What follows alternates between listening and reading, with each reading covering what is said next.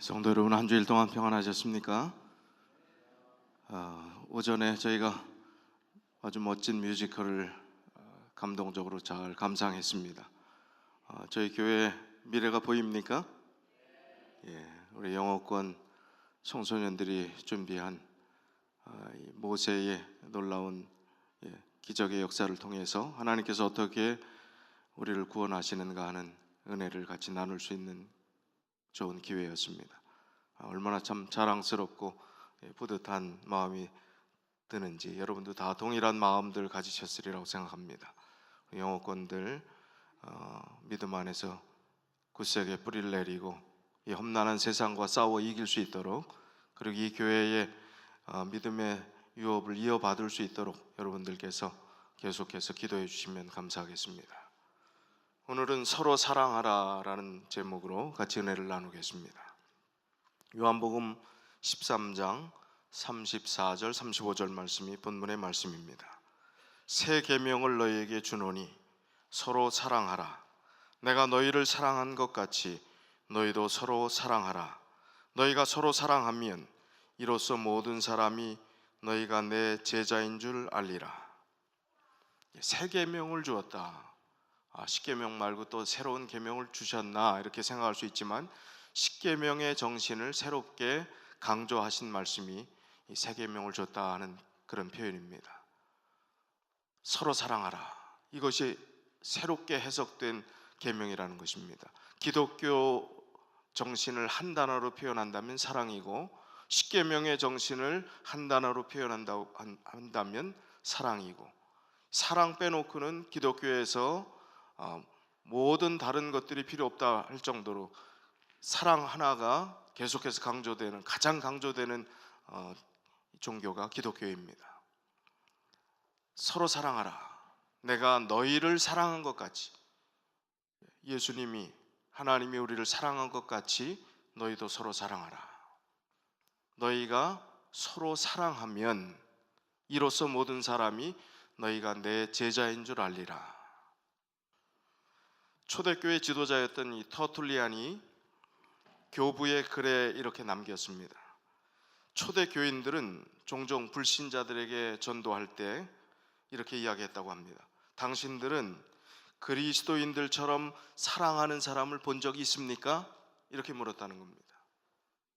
그리스도인들처럼 이렇게 사랑하는 사람 본 적이 있습니까? 말이 필요 없다는 거예요. 그리스도인들이 됐다 하면, 그리스도인이라고 한다면 어떻게 했다는 것입니까?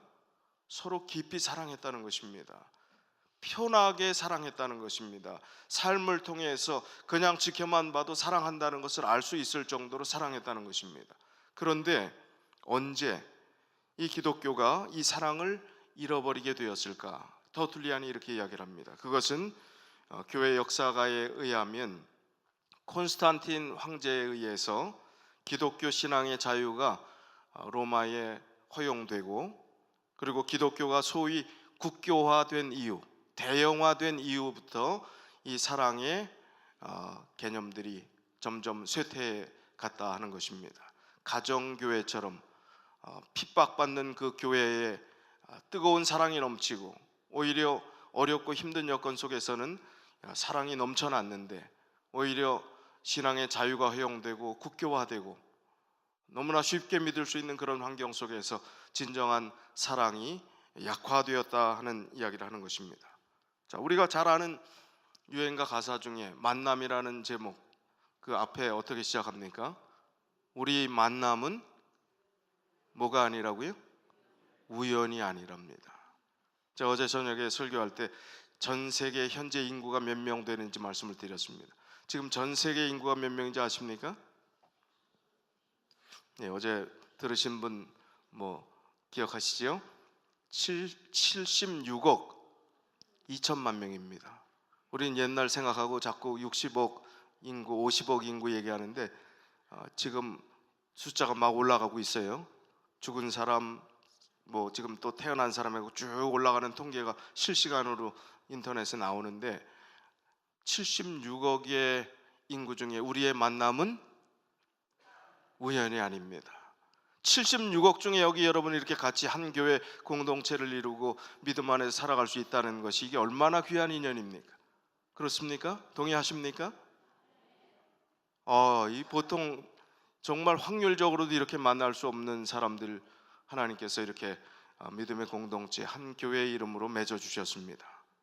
그렇다면 우리가 얼마나 이 귀한 관계를 인식하고 또 이 구성원 간에 얼마나 더 사랑을 해야 될까, 그런 생각을 또 해보게 됩니다.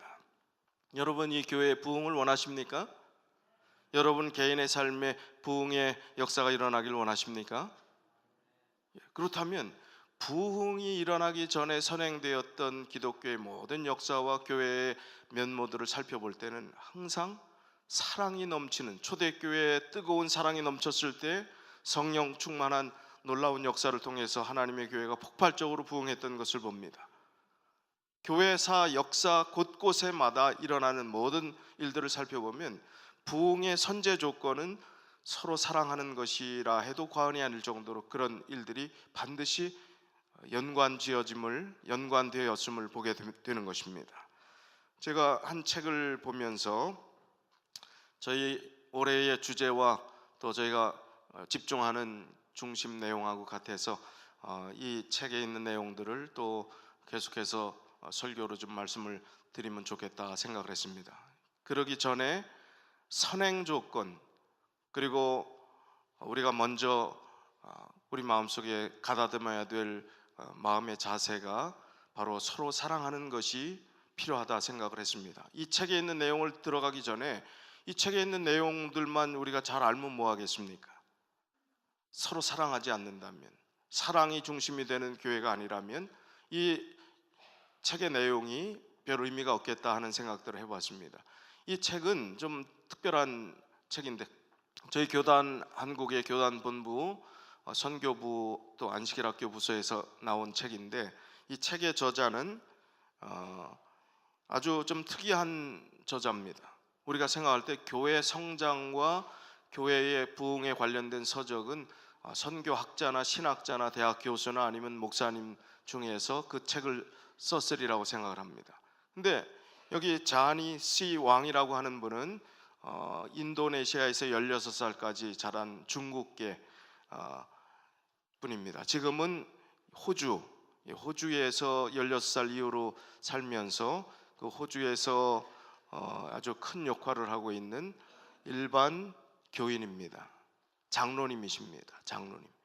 이 장로님이 게이트웨이 교회를 개척해서 시작해 갖고 그 교회가 6개의 또 다른 교회를 세울 정도로 아주 폭발적인 교회 성장을 가져온 그 원리를 어떻게 하면 교회가 성공적인 교회가 될 수 있을까, 부흥하는 교회가 될 수 있을까 하는 7가지 교회의 역량에 대한 이야기들을 해놓은 책입니다. 이 책의 내용들이 얼마나 실제적이고 구체적이고, 호주라는 데는 미국하고 사정이 비슷합니다.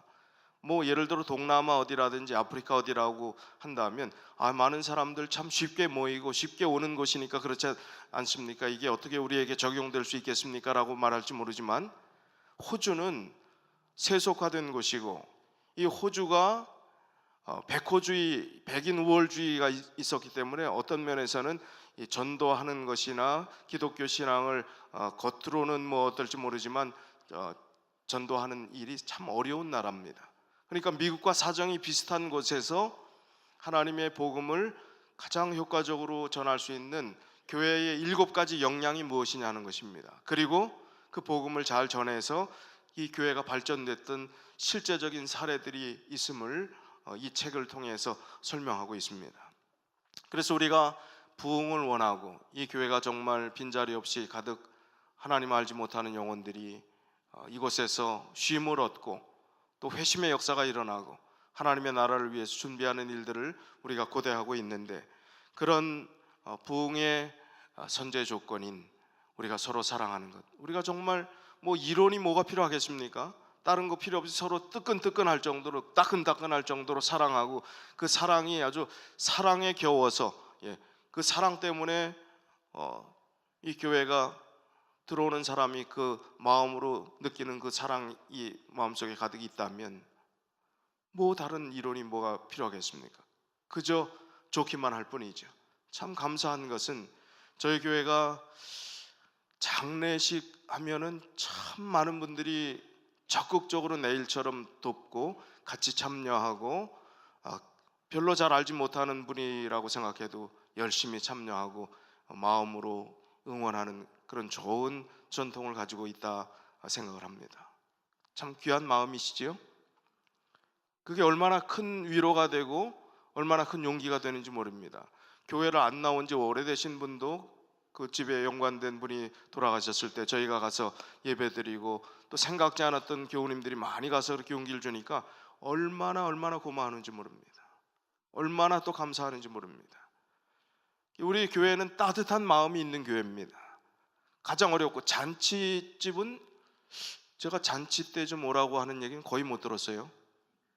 왜 자기들끼리만 하는지. 그건 참 좋은 전통입니다. 왜냐하면 잔치집은요, 소규모로 사람들 부담 주지 않고 소규모로 이렇게 해갖고 가족끼리 정말 결혼식을 해도 뭐 옛날처럼 그냥 뭐 전혀 알지도 못한 사람들이 잔뜩 와갖고, 결혼식은 참여 안 하고 한국에는요 부조 내고 바로 식당으로 갑니다. 여기 결혼식 누가 신랑 신부 얼굴도 몰라요. 상관이 없어요. 체면 때문에 오는 거예요. 그런 것이 아니라 잔치집은 가족끼리 조용히 지내도 아무 문제가 없어요. 다른 사람 초청 안 해도 됩니다. 그런데 어려운 일이 있고 슬픈 일이 있을 때 우리 교회가 정말 따뜻한 마음을 가지고 사랑을 베푸는 이 교회라는 사실이 얼마나 참 감사한지.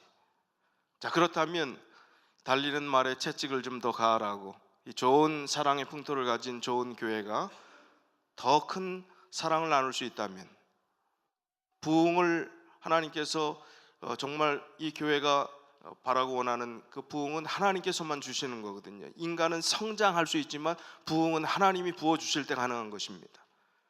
그 부흥을 소망하고 기다리는 우리들이 뜨겁게 사랑하고, 정말 아낌없이 서로 미워하는 마음이 요만큼도 없이 그런 서로의 차이를 이해하고 서로의 부족함도 용납하고 서로 내 자신이 부족하다고 이야기하면서 하나님의 말씀 가운데서 하나가 되려고 노력하게 될 때 얼마나 하나님께서 빨리 부흥을 주시고 싶으시겠습니까? 부흥의 선물을 그냥 안 주실래야 안 주실 수가 없는 것입니다. 그래서 오늘 성경에 주시는 많은 말씀들 중에서 서로 사랑하라 하는 이 말씀들, 우리가 너무 잘 아는 말씀이지만 우리 자신의 마음의 이 신비, 마음의 이 비석이 있다면 그 비석에 다시 한번 새길 수 있는 그런 시간을 좀 가져보고자 합니다. 왜요? 부흥을 원하기 때문에, 부흥의 계절이 빨리 왔으면 좋기 때문에 우리가 그 말씀을 좀 새겨보려고 하는 것입니다. 고린도전서 13장 13절, 우리가 잘 아시는 말씀이지요. 사랑장, 고린도전서 13장 제일 마지막 결론이 뭡니까? 그런즉 믿음, 소망, 사랑, 이 세 가지는 항상 있을 것인데 그 중에 제일은 사랑이라. 제일이 사랑이랍니다. 성경에 많은 말씀이 있지만 그 중에 제일은 사랑이라고 이야기를 했습니다. 요한일서 4장 16절 17절입니다. 하나님이 우리를 사랑하시는 사랑을 우리가 알고 믿었노니 하나님은 사랑이시라. 사랑 안에 거하는 자는 하나님 안에 거하고 하나님도 그 안에 거하시느니라. 이로써 사랑이 우리에게 온전히 이루는 것은 우리로 심판날에 담대함을 가지게 하려 함이니 주의 어떠하심과 같이 우리도 세상에서 그러하니라. 곰곰이 이 말씀은 코멘트가 필요 없는 것 같아요. 새기고 여러 번 읽고 가슴에 담으면 은혜가 되고, 나도 그 사랑의 대열에, 그 사랑의 깊은 하나님의 은혜에 들어가야 되겠다는 마음들을 가지리라고 생각합니다. 왜 사랑이 필요하냐 하면요, 이 사랑은 하나님 안에서 반듯한 바른 사랑을 갖지 않으면요, 인간이 추구하는 인간의 연약한 사랑은요 결국 배신하게 돼 있기 때문입니다. 배반하게 돼 있기 때문입니다. 왜 그런 말씀이 있냐고요? 성경에 분명히 그 배신할 사랑에 대한 이야기가 있습니다. 사랑이 식어진다 하는 표현이 나옵니다. 마태복음 24장 10절 보면 참된 사랑을 나누지 않으면 그 사랑은 가짜이기 때문에 식어져요. 그러니까 종말장이잖아요. 마태복음 24장은 종말의 때에 어떤 일들이 있겠다 했는데 그때 많은 사람이 시험에 빠져 서로 잡아주고 서로 미워하겠으며, 사랑이 식어지니까 서로 잡아주고 서로 미워하겠으며. 자, 이런 일들이 정말 일어났나요? 백과사전에 르완다 학살이라는 단어를 인터넷 아무 데서나 한번 찾아보십시오. 거기 어떤 일들이 정말 이 과거 옛날 한 100년 전, 200년 전 얘기가 아니고요. 1994년에 일어났던 일입니다. 여러분 다 아시지 않습니까? 이 후투족과 투치족이 그 나라의 공존에서 잘 살고 있었는데 후투족에 의해서 투치족이 살해당합니다. 여러 가지 정치적인 이유, 여러 가지 기득권 싸움 다 있지만 참 안타까운 것은 한 100여일 동안 학살당한 사람이 117만 4천 명이에요. 117만 4천 명. 후투족이 투치족이라는 이유로 어떤 부분은 후투족과 투치족이 결혼해서 살아요. 그럼 도대체 어떻게 되는 것입니까? 그런데 여기 백과사전을 보니까 당시 학살에서 살아남은 생존자들은 로마 가톨릭 교회의 사제들과 수녀들에 의해서 희생된 사람이 많았다고 전했고, 르완다 정부는 희생자 대부분이 도피했던 가톨릭 교회에서 숨졌다고 밝혔다. 하나님 믿는 사람들 안에 가장 안전하다고 도피한 곳에서 어떻게 된 거예요? 서로 내어준 것입니다. 학살하라고 여기 숨어있다고 정보를 준 것입니다. 교회가 도피처가 되지 못했다는 거예요. 성당이 도피처가 되지 못했다는 것입니다. 저희 교회는 자랑스럽게 문제 없냐고요? 천만에요. 우리 교회 지도자들도 연루되었어요. 그래서 그 학살에서 일부는 보호되고 일부는 서로 숨겨주고 다 그런 좋은 미담도 있지만, 이 아주 정말 창피할 정도로 한 목사가 국가 정부에 굉장히 아주 고위층하고 연결이 돼 갖고 그런데 관여가 된 것을 보면서 아주 부끄러움을 금치 못한 그런 역사가 있습니다. 그런데 우리가 지면상으로 크게 역사에 드러나진 않았지만 교단 중에서 그 학살에서 서로 피해를 주지 않았던 유일한 교단이 있습니다. 어디냐? 기독교에서 이단이라고 이야기하는 여호와 증인입니다. 여호와 증인은 서로 살해하는 일을 하지 않았어요. 어떻게든 하나님의 사랑으로 감싸주고 피하게 하고 살려주고 숨겨주고 하는 일들을 했다는 것입니다. 참된 사랑이 무엇인가? 왜 우리의 부끄러운 모습들, 우리도 그런 모습이 많이 있었지만 그렇지 못한, 완벽하지 못했던, 완전하게 우리가 감싸주지 못했던 그것은 참된 사랑이 식어졌고, 오히려 지금 본문에 있는 말씀처럼 이 교회가 많은 사람이 시험에 빠져 서로 잡아주고 서로 미워하게 했으며 하는 그 일들이 94년에 일어난 그야말로 현실적인 증거가 되는 것입니다. 그래서 참된 사랑을 우리가 갖지 않으면, 하나님의 사랑을 갖지 않으면 이런 일도 우리 안에서도 일어날 수 있다, 전혀 우리는 일어나지 않는다라고 장담할 수 없다는 것입니다. 불법이 성함으로, 12절의 말씀, 마태복음 24장 12절에 보니까 불법이 성함으로 많은 사람의 사랑이 식어지리라. 하나님 말씀의 원칙이 무너지고 불법이 성하게 되면, 하나님 말씀 중심으로 살아가지 않게 되면 바른 사랑을 할 수가 없게 되는 거지. 하나님의 사랑을 올바로 이해할 수 없게 되는 것이죠. 그래서 많은 사람의 사랑이 식어질 수밖에 없게 되는 것입니다. 이 귀중한 사랑에 대한 이 마음들을 우리가 정말 이렇게 귀중하고 소중한 것이라면 우리가 우리의 상대편의 마음들을 어떻게 이해하고 사랑할 수 있을까에 대한 기도와 고민이 필요하리라고 생각합니다. 60이 넘는 노부부가 성격 차이로 이혼을 했습니다. 황혼 이혼이라고 하지요. 그날 저녁 이혼 처리를 부탁받았던 변호사가 함께 저녁 식사를 같이 하도록 했습니다. 이 부부에게 같이 식사를 이제 마지막으로 좀 하자 그랬습니다. 그때 주문한 음식은 통닭이었습니다. 음식이 식탁에 오르자 남편은 자기가 좋아하는 날개를 찢어서 아내에게 권했습니다. 그 모습이 너무 보기 좋아서 같이 참석한 이 변호사는 아니 어쩌면 이 부부가 다시 화해할 수도 있겠구나 그렇게 생각했습니다.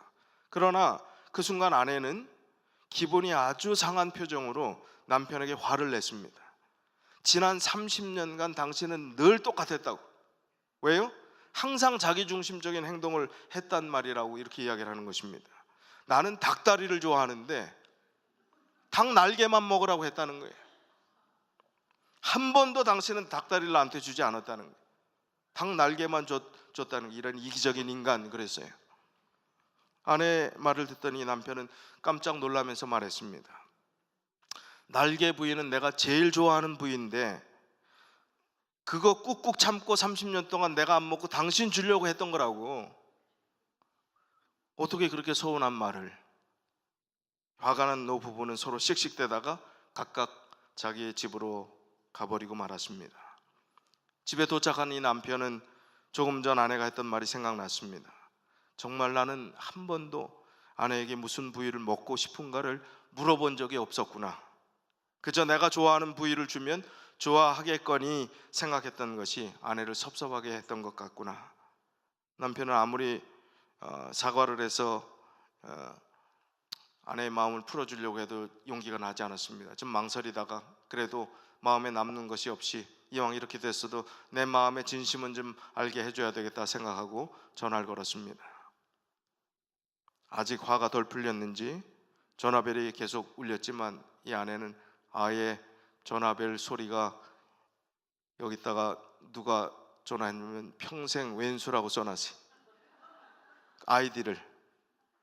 그리고 배터리까지 빼갖고 집어 던져버렸습니다. 다음날 아침 일찍 잠이 깬 아내는 이런 생각이 들었습니다.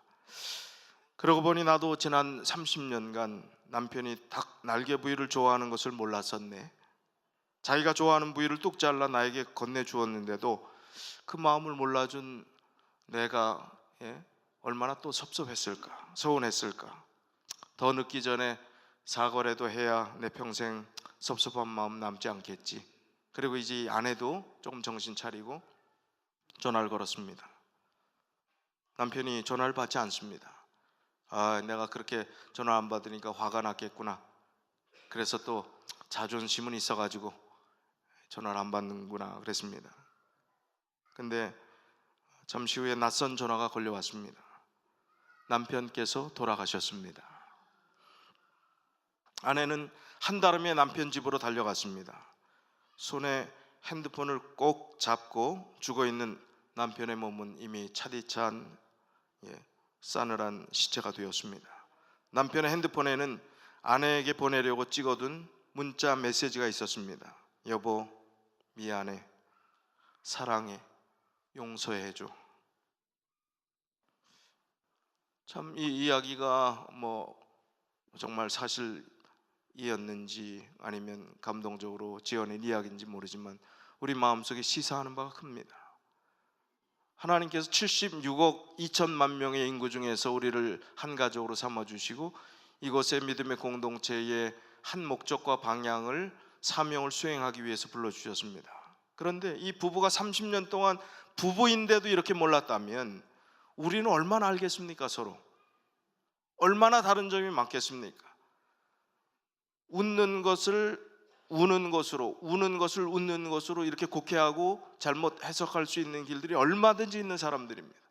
왜요? 우리는 늘 보고 30년, 40년간 봤어도 그냥 인사하고 그 사람이 서로 잘 알려니 생각하는 거예요. 마음속은 한 번도 나눠보지 못했고 서로 잘 안다고 생각했습니다. 그러나 안다고 생각했지만 사실 아는 거예요? 모르는 거예요? 모르는 거예요. 깊은 대화 나눠보지 못했습니다. 깊은 사랑의 관계 속에 들어가 보지 못했습니다. 그 마음, 말 하나, 말투 하나, 표정 하나 때문에 오해와 또 다른 마음들을 가질 수 있게 되는 것입니다. 사람들의 사랑은 내 중심의 사랑에 빠져 있을 때가 참 많이 있습니다. 사랑을 하는 사람도 그렇고 사랑을 받는 사람도 그렇습니다. 사랑을 한다고 하지만 사랑이 느껴지지 않을 때가 있습니다. 사랑을 하면서 뜨거워져야 되는데 도리어 식어버리는 경우도 있습니다. 그래서 사랑한다는 일이 그렇게만 쉬운 것은 아닙니다. 우리가 서로의 처지를 이해하지 못할 때 그 사랑이 정말 바르게 전달되지 못하는 사례들이 많이 있는 것을 보게 됩니다.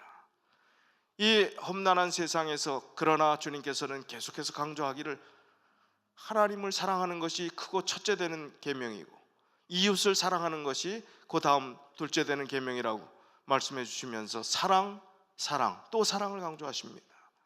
그리고 그 사랑의 중심은 예수 그리스도가 십자가에서 이루어 주신 그 사랑이 절정이 되고 그 사랑 때문에 너희가 사랑하지 못할 이유가 없음을, 그리고 사랑해야 됨을, 반드시 그렇게 해야 됨을 강조하고 계시는 것입니다. 그러면서 이 험난한 세상에 끝까지 사랑하면서 마태복음 24장 13절에 그러나 끝까지 견디는 자는 구원을 얻으리라. 끝까지 견디라는 것입니다. 사랑하면서 힘든 세월 견디라는 것입니다.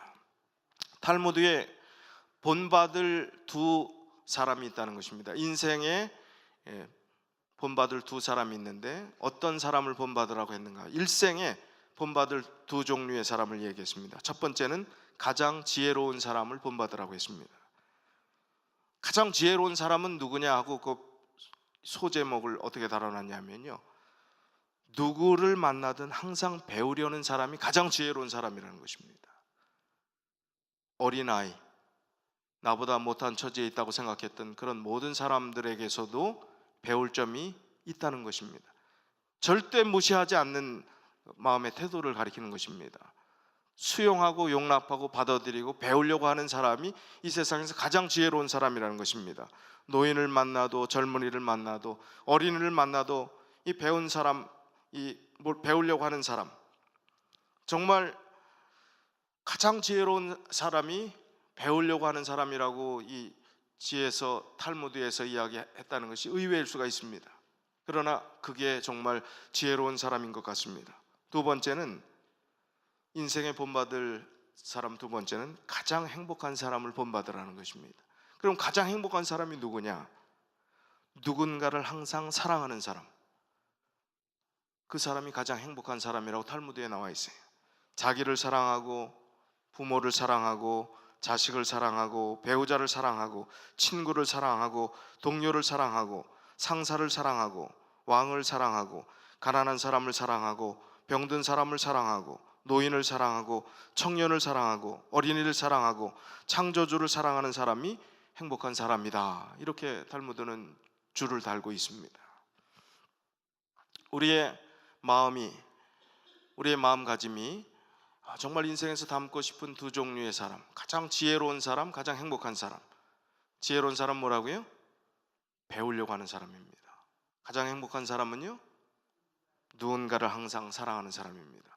그 마음들을 가질 때 정말 그리스도 안에서 강조한 그 사랑의 아름다운 하나님께서 원하시는 덕목을 우리가 삶을 통해서 하나하나 경험하고 이루게 되지 않겠습니까?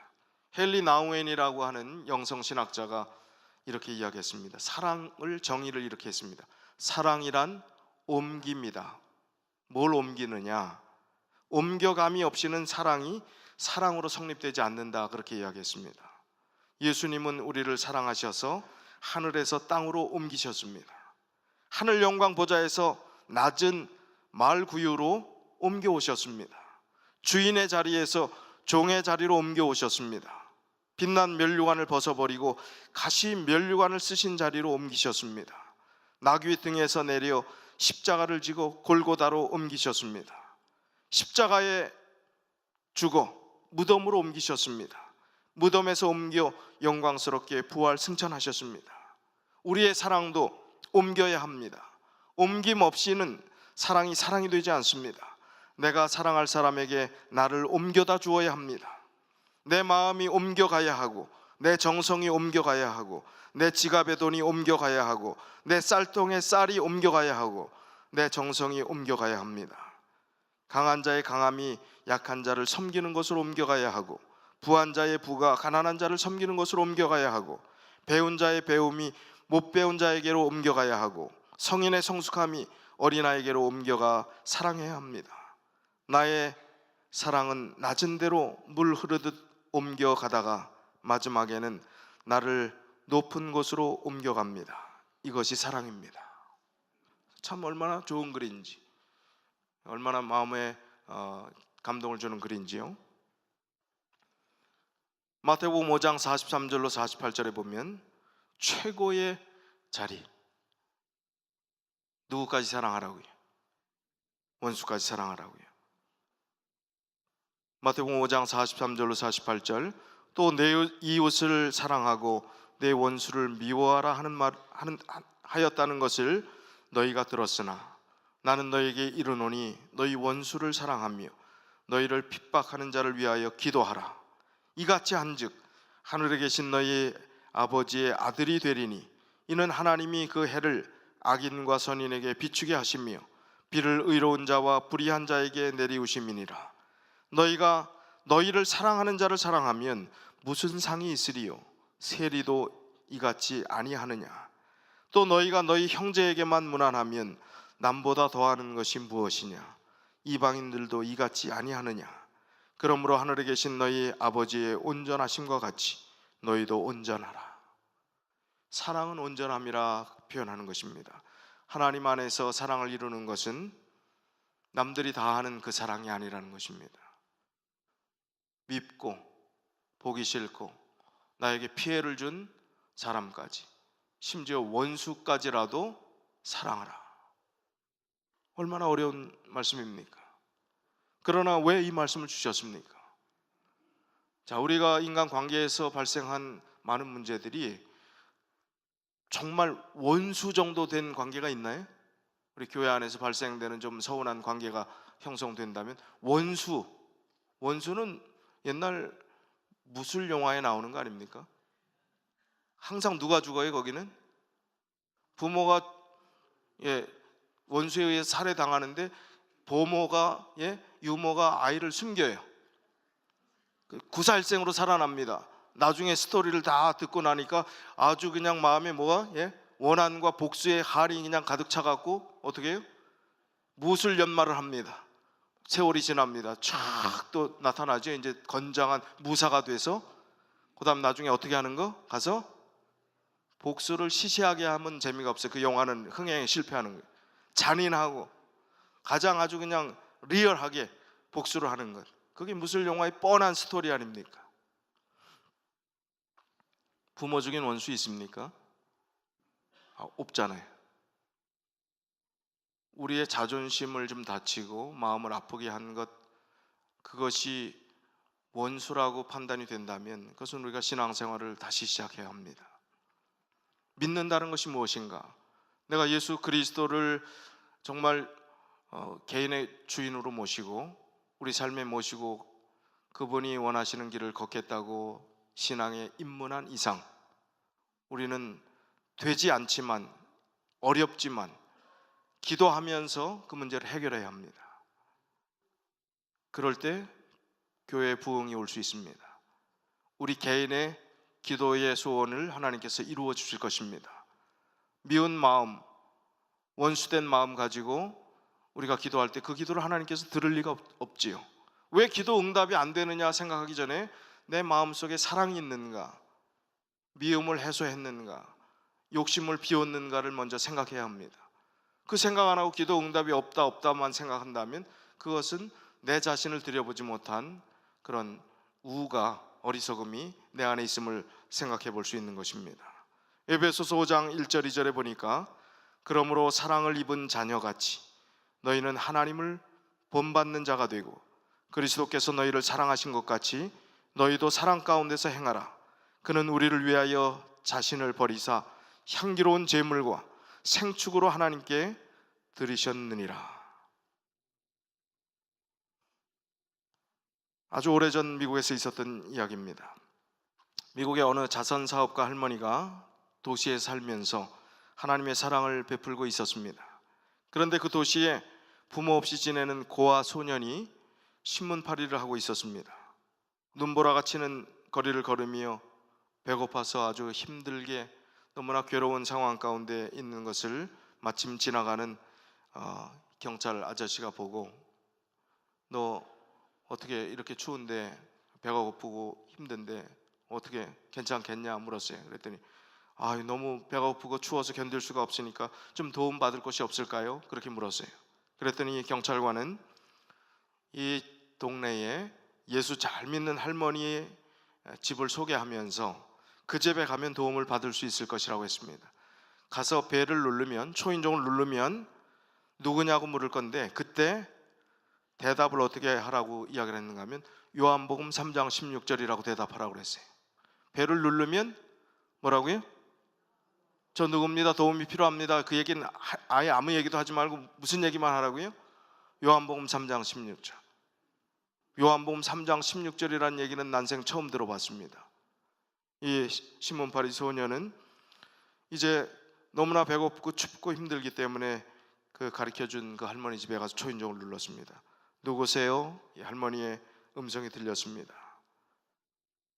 경찰 아저씨가 알려준 그대로 요한복음 3장 16절 말했더니 문이 쫙 열렸습니다. 이 소녀는 요한복음 3장 16절의 의미가 무엇인지 알지 못했지만 집의 문이 열리고 할머니가 나와서 손이 꽁꽁 얼어서 어찌할 바 모르고 있는 이 딱한 처지에 있는 이 소년을 따뜻하게 난로가로 안내를 하고 몸을 다 녹인 다음에 아주 따끈한 수업을 제공하고 좋은 식사를 제공받게 됩니다.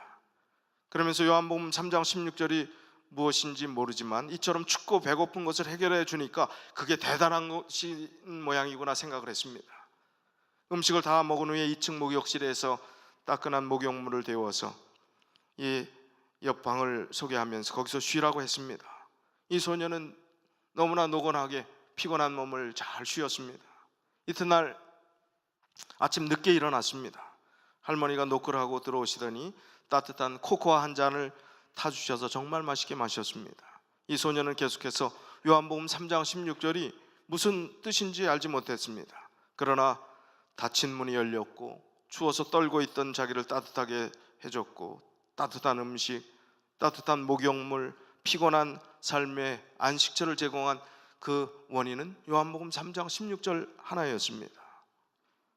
아침 먹을 시간이 되었습니다. 이 할머니는 성경을 들고 나오셨습니다. 요한복음 3장 16절을 읽으시면서 이 소년에게 너는 이 말씀의 뜻을 이해하느냐 그렇게 물었습니다. 그때 소년은 대답하기를 저는 이 뜻을 하나도 모릅니다. 그러나 제가 분명히 아는 것은 요한복음 3장 16절이 닫혔던 문을 열어주는 것이었고 추워하는 사람에게 따뜻한 것을 제공하는 것이었고 더러운 사람을 깨끗하게 해주고 피곤에 지친 사람에게 편히 쉬게 해주는 것이라고 저는 믿습니다. 그때 이 할머니는 하나님의 사랑은 이 모든 것을 다 가능하게 하시는 것이란다. 그리고 그보다 더 중요한 것은 예수 그리스도를 통해서 우리에게 영생을 주시는 것이란다. 이때 이 소녀는 하나님의 사랑이 무엇인지, 요한복음 3장 16절의 개념이 무엇인지를 가슴으로, 마음으로, 몸으로, 정신으로 깊이 느끼게 되었던 것입니다. 오늘 우리의 삶의 요한복음 3장 16절은 어디에 있습니까? 우리의 문을, 우리의 인생의 수많은 관계와 상황과 또 우리의 삶의 흐름 속에 놓고 하는 수많은 이슈들, 문제들, 거기에서 우리의 대답은 요한복음 3장 16절이었습니까? 다시 한번 우리가 생각해 봐야 합니다. 요한복음 3장 16절이 우리의 삶에 얼마나 중요한 것인가, 얼마나 아름다운 것인가. 요한일서 2장 9절로 11절입니다.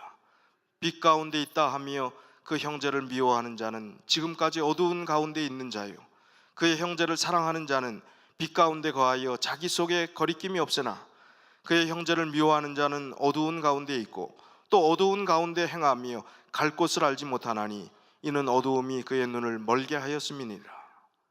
요한일서 4장 7절로 12절입니다. 사랑하는 자들아 우리가 서로 사랑하자. 사랑은 하나님께 속한 것이니 사랑하는 자마다 하나님께로 나서 하나님을 알고 사랑하지 아니하는 자는 하나님을 알지 못하나니 이는 하나님은 사랑이심이라. 하나님의 사랑이 우리에게 이렇게 나타난 바 되었으니 하나님이 자기의 독생자를 세상에 보내심은 저로 말미암아 우리를 살리려 하심이니라. 사랑은 여기 있으니 우리가 하나님을 사랑한 것이 아니요 오직 하나님이 우리를 사랑하사 우리 죄를 위하여 화목제로 그 아들을 보내셨음이니라. 사랑하는 자들아, 하나님이 이같이 우리를 사랑하셨은즉 우리도 서로 사랑하는 것이 마땅하도다. 어느 때나 하나님을 본 사람이 없으되 만일 우리가 서로 사랑하면 하나님이 우리 안에 거하시고 그의 사랑이 우리 안에 온전히 이루느니라. 부흥을 원하십니까? 서로 사랑하라 하는 이 명령을 우리의 삶에 실천하시면 하나님께서 이 교회 부흥의 놀라운 역사를 허락해 주시리라고 믿습니다. 이 귀한 말씀이 오늘 울려 퍼지는 메아리가 되지 않고 우리의 가슴에 새겨지고 우리의 삶을 통해서 요한복음 3장 16절이 실현되는 놀라운 역사가 우리 안에 일어나게 되시길 간절히 바라면서 말씀을 줄이겠습니다.